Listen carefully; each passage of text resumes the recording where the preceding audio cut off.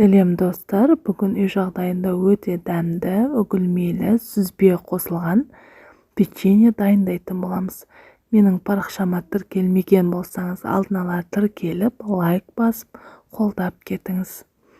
Алдын ала ыдысымызға ұнымыздың барлығын електен өткізіп, үстінен тұзымызды, қантымызды салып, жақсылап араластырамыз. Үстінен салқын майымызды салып, қолымызбен үгітетін боламыз. Барлығын жақсылап үгітіп, үстінен жұмыртқамызды саламыз. Айранымызды құйып,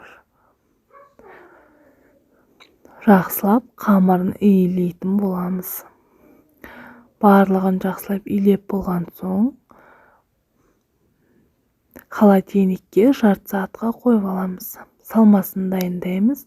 Салмасына қант, сүзбеміздің үстінен қаймағымызды және өзіңізге ұнаған дәндеріңізді қосып дайындап аламыз. Жарты сағаттан соң қамырымызды жұқа етіп жайып,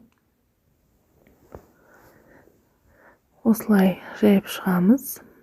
Үстінен барлық салмаларымызды тегістеп салып, рулет тәріздес қылып орайтын боламыз.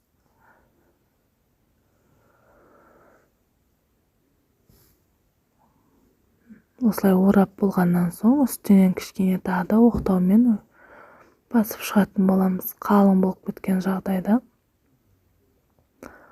Осылай үш бұрышты қылып, барлығын кесеміз. Спашкамен немесе вилкамен бетіне узор істеп шықсаңыз да болады. 200 градусқа 20-25 минутқа пісіріп аламыз. Пісіп болғаннан соң, үстінен сахарный пудра сеуіп, дастарханыңызға ұсынсаңыз болады. Барлықтарыңызға осылай дайындап көруге кеңес беремін. Дайындап көріңіздер, ас болсын.